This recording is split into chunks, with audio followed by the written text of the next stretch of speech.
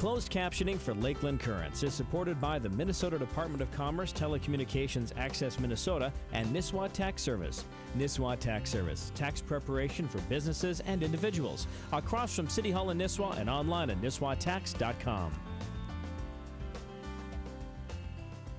Hello again, everyone, and welcome to Lakeland Currents, where tonight we're going to be talking about large predators in Minnesota. And if you're like me, you've noticed over the last couple years more and more reports of predators being in areas where we just probably never thought we would see them before. Cougars in Edina, bears in downtown White Bear Lake, for example. So tonight we're going to be looking at what are these predators, what are their ranges, and why is it that we're starting to see more of them in areas where we are. And we're going to start our program out this evening with a little overview of that issue from Annie Cook. In the wooded areas of central and northern Minnesota, you could find bobcats and cougars and bears, oh my. And those are just a few of the state's large predators. If you take a look at the definition of predator, it's a species that eats another animal. And we have a lot of different things that do that. For Minnesota, the list includes the lynx, fisher, coyote, fox, bear, bobcat, cougar, and gray wolf. Most have trapping seasons, and even some can be hunted. We talk about coyotes. Coyotes are considered a predator, and they're basically in Minnesota unprotected.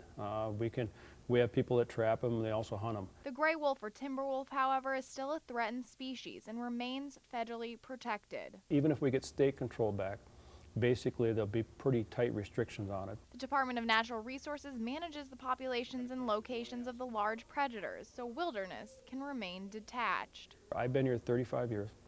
We've not had a single bear attack in that time. We've not had a single timber wolf attack in that time. We've not had a single cougar attack in that time. But that doesn't mean it couldn't happen. This September in Bemidji, a cougar was struck and killed by a car. And earlier in the summer, a gray wolf was thought to have eaten a small dog in the Cross Lake area. One of the hardest jobs of a DNR official is to find a balance between the needs of humans and then the needs of these predatory animals. When you're trying to find that balance, you start measuring which life is more important, a human life or an animal life. It isn't my goal to basically try to exterminate every bear, every wolf around here. We're going to have to realize we live with them, but we also have to give people the capability that if it is truly a nuisance that's causing an actual personal threat to their safety, that they have a process worked out to get rid of that animal. But there are tips homeowners can use to limit animal nuisance. Hide your garbage, take down your bird feeders. Simple actions that will help all creatures live together. Annie Cook, Lakeland News. My guests this evening have over 70 years of experience in the wildlife business. They're both employees for the Minnesota Department of Natural Resources. I'd like to welcome to my right Gary Drotz, who is the... Glad to be here. What's that? Glad to be here. Oh, thank you. Gary is the area wildlife manager. He has 36 years of experience in this particular field. And to his right is Mike Loss, who is an area wildlife technician with the Minnesota Department of Natural Resources. And both of you guys I recognize as experts, I know, in this particular field. Maybe we could start with you, Gary, and you could tell us a little bit about what it is that you do. Well, as you brought up, I work for the Minnesota Department of Natural Resources. We have across Minnesota, we have about 35 field offices. And what I do is I cover two counties. I cover Lower Cass and Crow Wing County.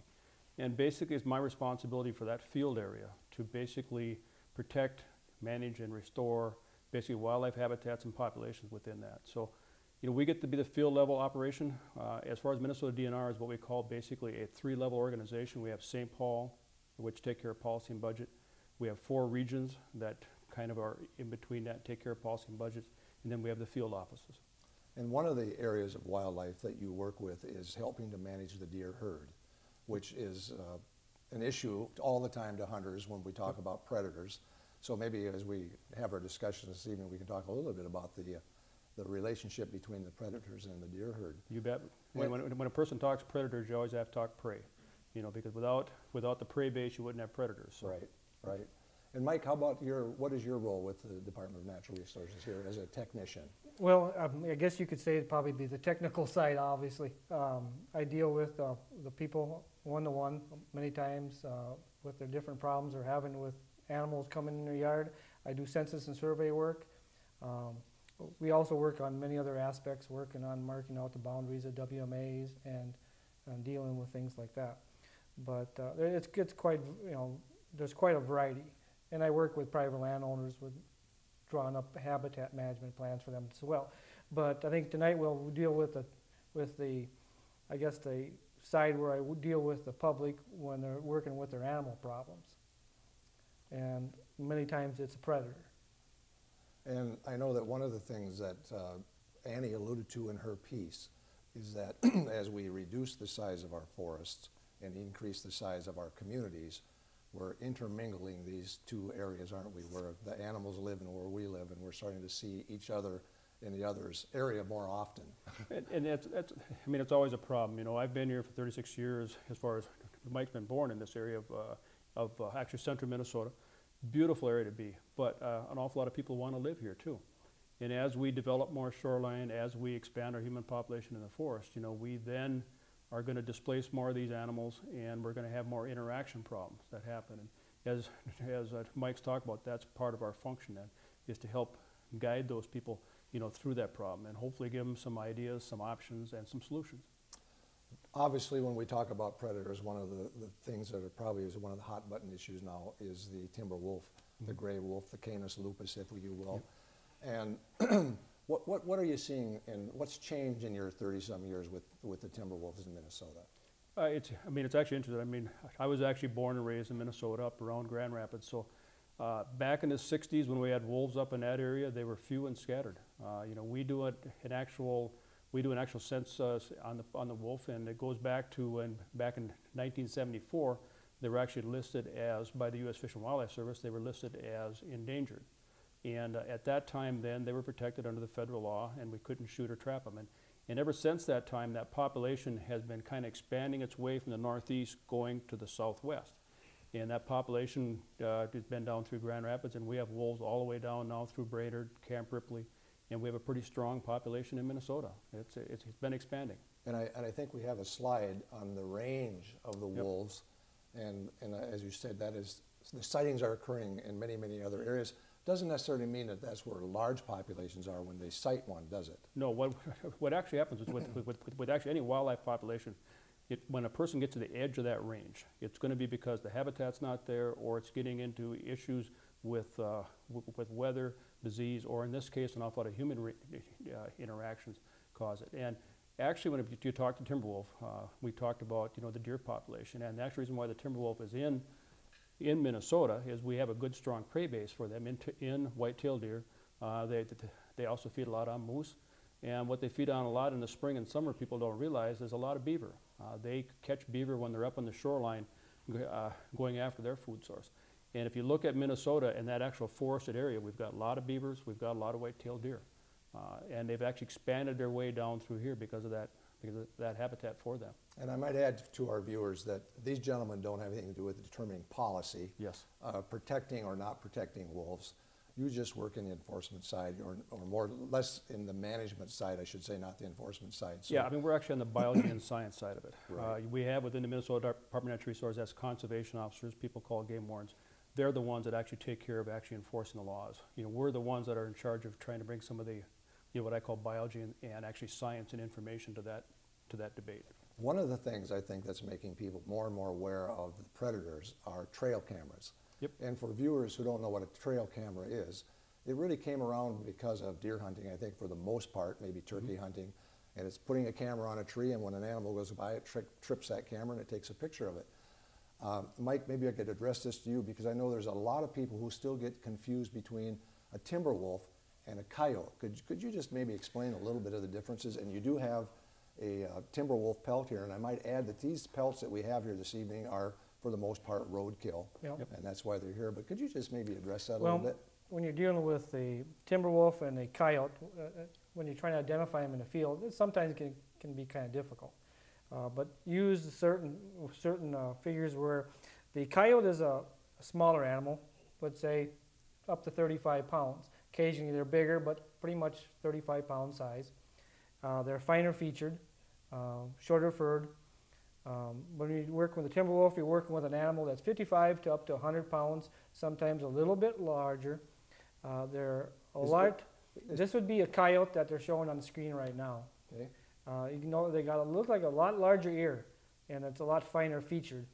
This animal probably would be about a male. He's got a large head. If they have a timber wolf, we could pop one up. And you've got one here on the table. Yeah, I have one right here. This one, like I said, is a roadkill. Excuse me. It is quite a large animal. I mean, it stretches out about 6 feet long. Very similar to the color that we're seeing on the screen. Almost identical. And so there's a great difference in length, and there's a great difference in weight, isn't there? Well, the two? and a lot of difference in size, and the structure of the animal of a timber wolf are a lot bigger boned, a lot larger size feet. Like I said, they're more blocky of an animal as opposed to a coyote that's real fine featured.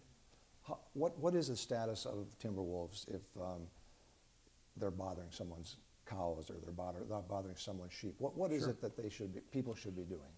And what I'll just go through quickly, my couple things on what happens with wolves. Currently we're back under federal protection. As I said, what happened with the timber wolves, it was under, in 1974, classified as endangered. At that time, it went under federal protection. At that time, it basically meant you could not shoot, trap, or any of them. We actually built the population back up through that protection. We've got a state wolf management plan, and in 2007, there was determined that the wolf population had recovered to our goal, and I should say we actually had a goal of having 1,500 to 1,700 wolves in Minnesota was the goal. Our wolf population is currently standing at 3,500, probably 3,000 to 3,500. So, I mean, it was actually recognized at the federal level that we had recovered and met goal.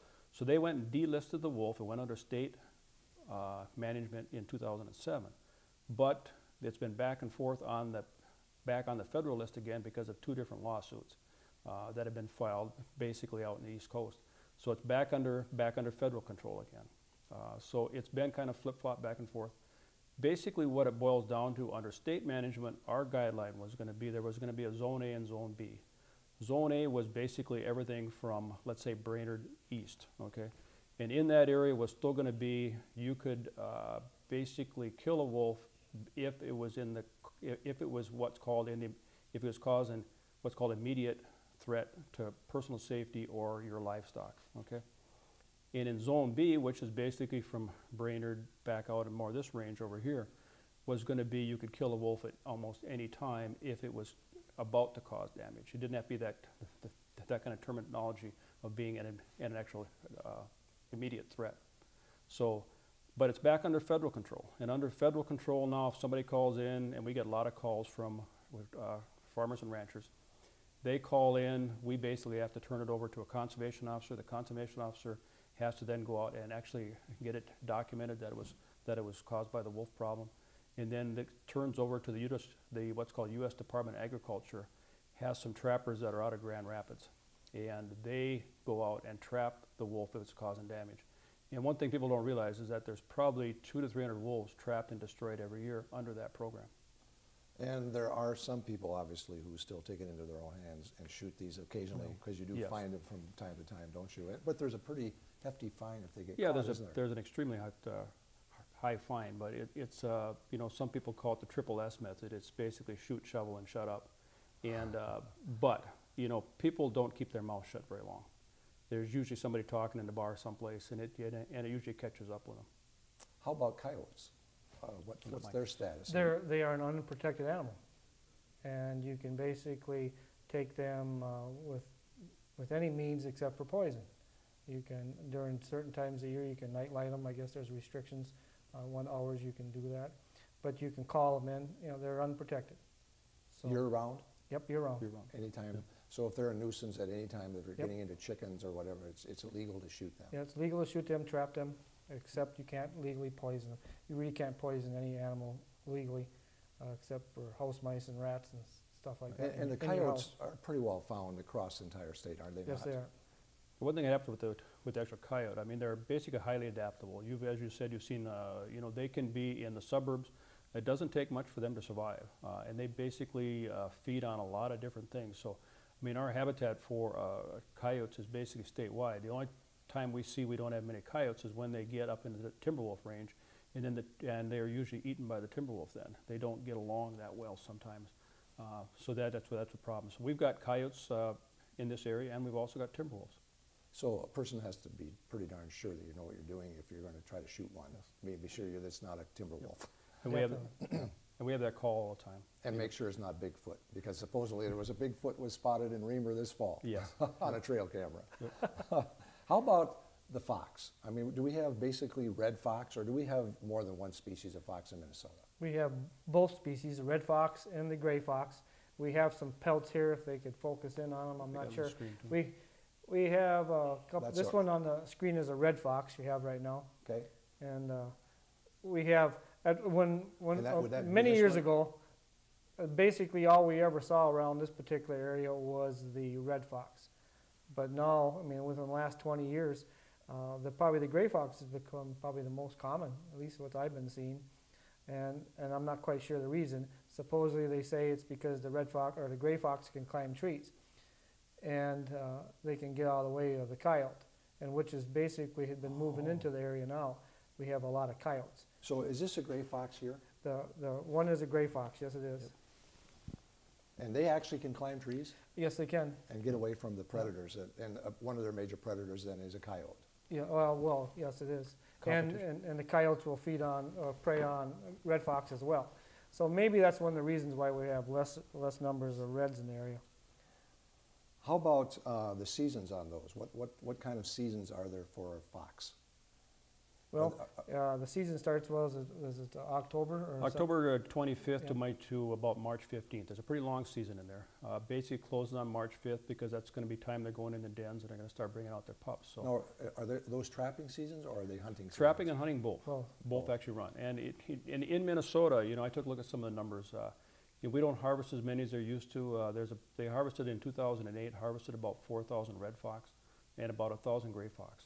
There used to be a lot more market for those kind of furs, but actually, along with a lot of other furs, it's actually crashed, so there isn't that much. But there's still people. You'd be surprised how many people, even in this country, are trappers. They've been doing it for a long time. It's in their blood. It's a good way for them to get out into Mother Nature. They make a little extra income. So. And those populations have been managed to be healthy levels, have they not?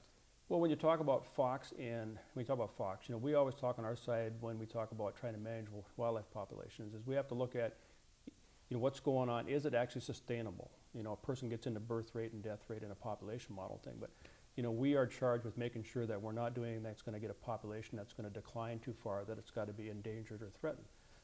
What happens with fox and you know, there's a lot of habitat for them. The actual trapping pressure out there at this current time is pretty minimal.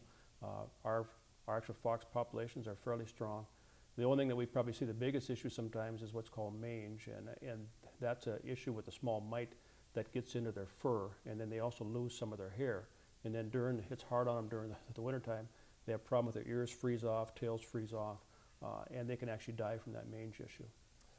Another one of the predators, kind of moving down size-wise, but I think one that's often confused is the fisher.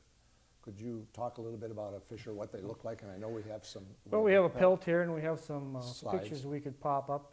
You know, what the biggest confusion, you know, a lot of people will have is between a wolverine, which you see pictures on television, and they're in the movies and whatever, and the fisher.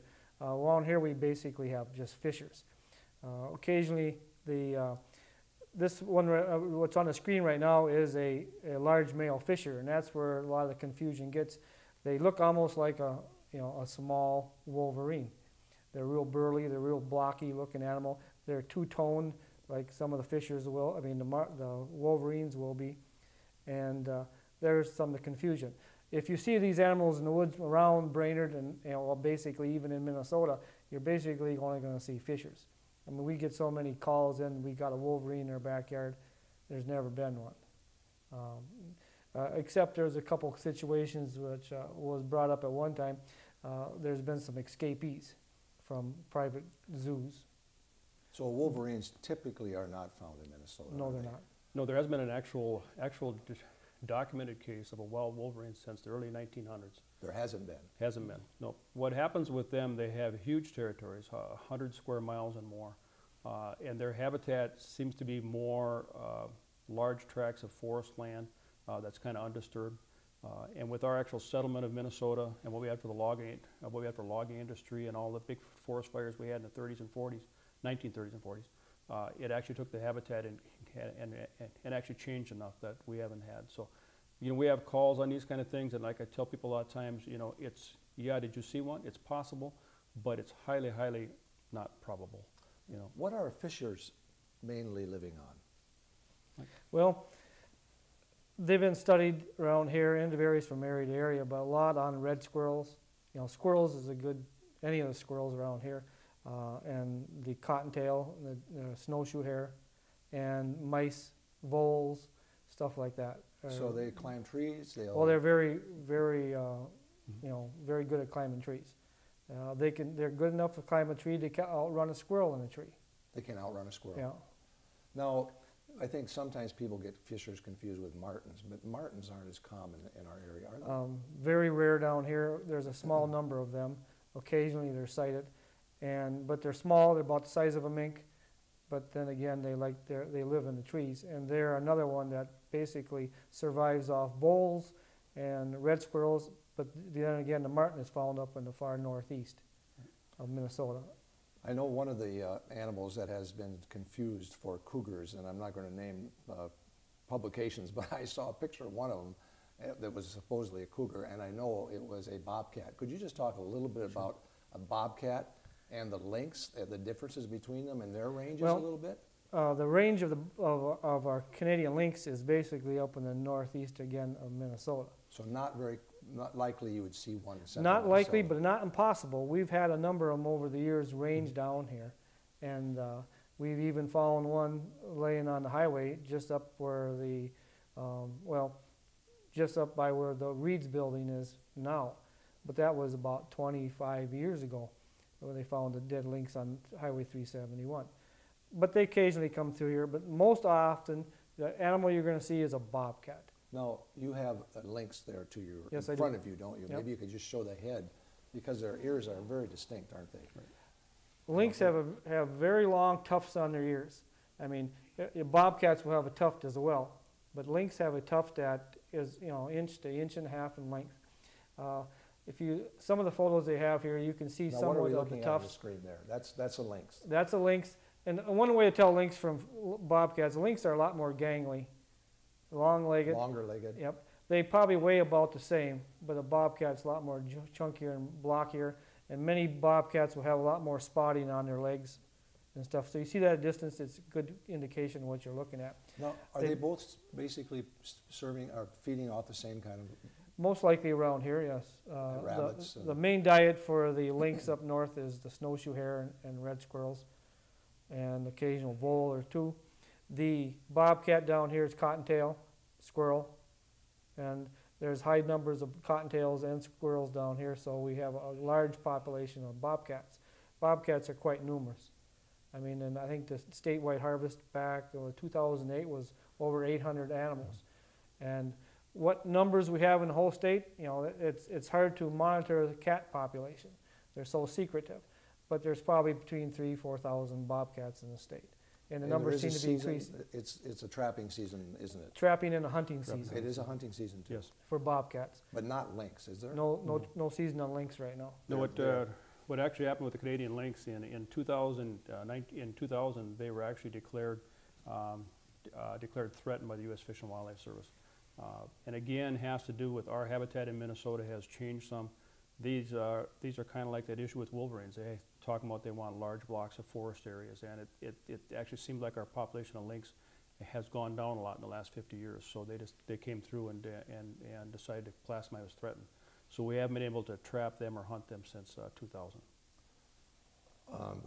We had a picture. I don't know if we covered the bear yet. I think I skipped over that. But bear obviously would be our largest predator in Minnesota, and their numbers are pretty healthy right now, aren't they? Yeah, and it's actually interesting, you know, to actually call the bear a predator. You know, it's what we call an omnivore, which basically means it feeds on everything. And what happened with bears, you know, yeah, they're our largest as far as body weights. You know, you talk about our average bear that's harvested around here is 100, 150 pound range and can get up to 500, 600 pounds. As far as during the summer, you know, our number one call is on bears. You know, we have a bear population that's not high around here, but there's enough bears around that people call. and it's up on their deck, it's in their garage or whatever, and they call it the complaint. And usually our first questions are, you know, have you got some kind of food source out there? Bears usually will stay out in the woods and behave themselves, but when they get hungry sometimes in late fall, if we have a dry fall and they don't have enough stuff to feed on in the woods, they'll come in looking for that dog dish, they'll come in looking for that bird feeder, they'll come in looking for that barbecued grill. And so our number one thing is tell people to take that kind of food source and put it away. And usually the bear will move on. And if we're successful, it does. We can trap a bear. Basically, state policy now is we don't trap that often as we used to. We've got 2 traps that we can use at times. Usually only a couple times a year do we trap a bear, but what happens is we've also made a policy decision that basically a trapped bear is a dead bear. In the old days, we could move them, and they can move them someplace, but the problem is we just move them to somebody else's nuisance. Okay. So that if we trap a bear, it's usually disposed. We're down to our last minute, and Yep. I didn't get to cougars yet, and I know there's people that say, oh, the DNR doesn't want you to know there's cougars in the area, but I don't think that's ever been your position. No. There are cougars in the area, aren't there? There are cougars in Minnesota. We all admit that. You know, basically, it's always a question of how many and where. In actually my area, we track numbers of actually sightings. We've had some fairly good, reliable reports of people that I trust. If people see something they think is a cougar, what we always ask for is to look at size, tail length, and color. And then, because usually with the cougar, it's got that long sweeping tail. They had the picture up. They're gonna have that long sweeping tail on there. And cougars in Minnesota are protected, but they can be shot again if they're causing personal safety or after livestock. But as I said, protected. You know, there are always going to be a few. Do we want hundreds and hundreds of them in Minnesota? No. But do we want them as part of the landscape? Probably yes. We're running out of time. Yeah. Unfortunately, it's a fascinating topic, and I could talk about this personally forever and ever. Thank you, Mike and Gary, for being on this program this evening. And the DNR has a very good website if you'd like to go to it. And I think you can Google it to Minnesota DNR, and you can find out information about all these predators. You've been watching Lakeland Currents, where we're talking about what you're talking about. I'm Ray Gildow. So long until next time.